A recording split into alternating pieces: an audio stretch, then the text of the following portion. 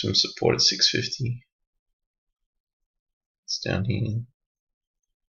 A little bit of support off 545 as well. We see a significant pack. And we'll see how everything else is going. Top gains, it's not loading up for me, unfortunately.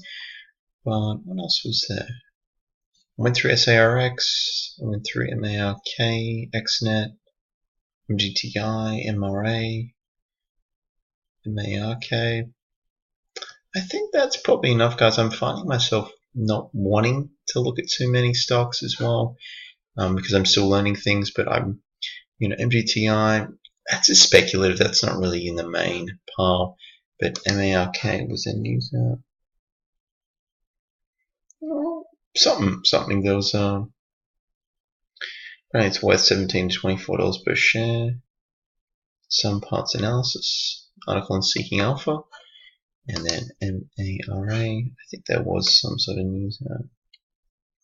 It wasn't. Okay. But I definitely want to watch again for a potential dip buy. And then speculative play MGTI, trend continuation. I